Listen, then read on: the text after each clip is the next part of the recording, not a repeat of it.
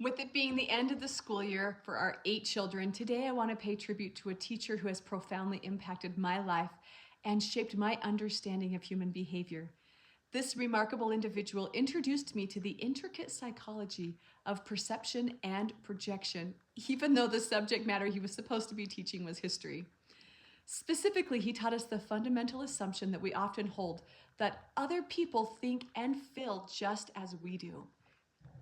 Today, I want to thank Mr. Hall from Skyview High School. I only have one class from him, and I doubt he even remembers me in his class, but what a powerful impact he had on my life. He taught us a powerful lesson.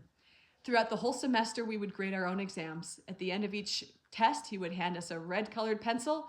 He would read the answers to the exam out loud, and he would have us grade our own tests, and then hand them in, and that was the grade we got. One of the class periods, we took a test, and the class period just ran kind of long. By the time we finished the test, the bell had rung for us to go to our next class, and so we all handed in our tests. The next class period, he handed back out those tests, the red-colored pencils, same as usual, had us grade our own exams, and then he continued to lecture for the rest of the class period as normal.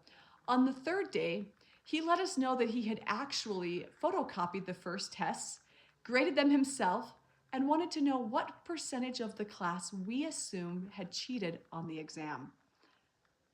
That one individual lesson had a profound impact on my life. I looked around, and the answer on that was about 5% of the class assumed that everybody had cheated on the exam.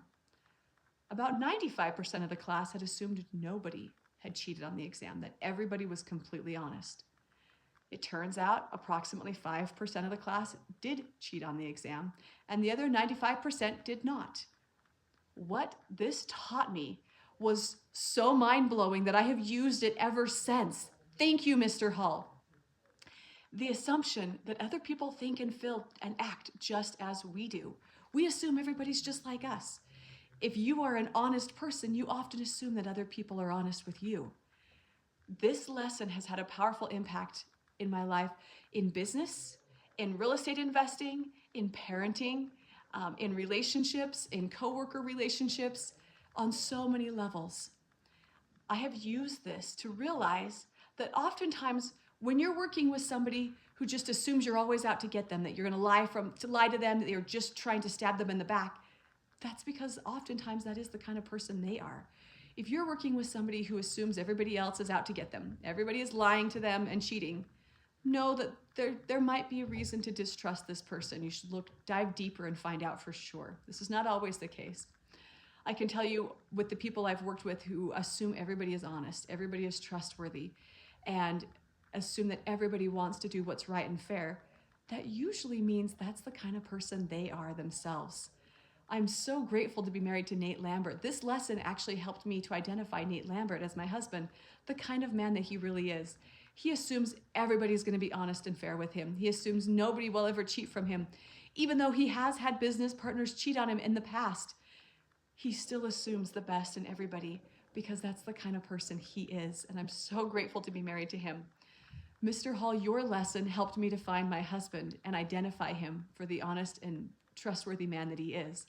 Your lesson also helped me to avoid going into business relationships with some people who were highly contentious individuals and who ended up hurting a lot of other people that I know. I identified them because of your lesson as people who might potentially not be as honest and trustworthy as they say they are, by the way that they assumed everybody else is dishonest and untrustworthy.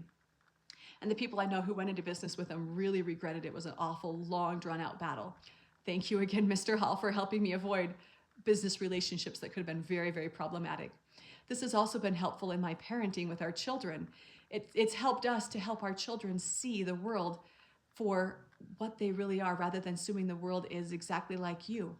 It's helped me to identify some friends that have come over with our children. Since we have a lot of children, we end up with a lot of people at our house.